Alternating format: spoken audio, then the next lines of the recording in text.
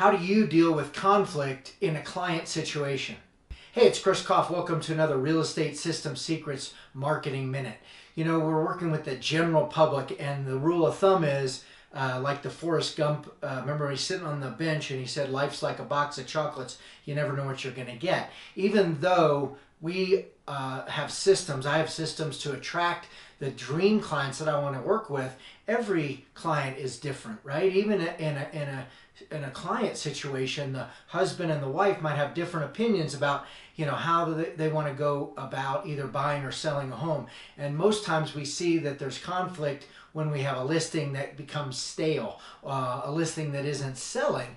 And even though we might be getting feedback from the market, we might not be communicating properly with the client. And I had an agent that I spoke with the other day that was in this situation, and I asked a number of questions about the level of communication, the level of relationship, and a really good relationship with one of the two in the marriage, but they had been communicating via email and text and voicemail, and I suggested, you know, you really need to get both of the couple into the office and bring them to your office and have them sit down and talk with them. You should have done your homework and all the information that you've gotten from the showings of the home, right? The feedback that's been presented. They've probably forgotten a lot of that and how consistent that feedback is. And then your property valuation report, which proves the thing that she was telling me, which was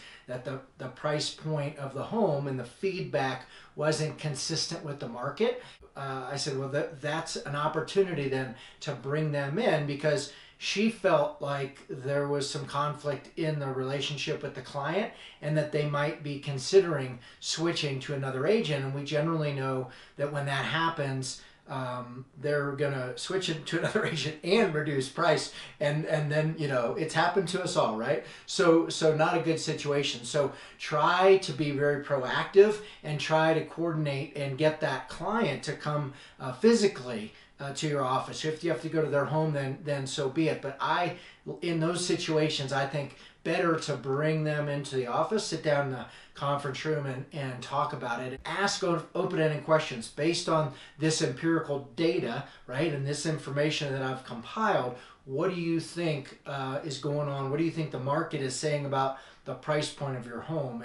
And based on the average days on market and the velocity in the market and where your home is priced given other homes in the neighborhood and price per square foot and similar homes, similar amenities, you know, what do you think? You know, ask some open-ended questions and then be quiet, right? And watch the body language between the two, and give them an opportunity to give you some feedback and some guidance. And it's okay to say, you know, what would you like me to do?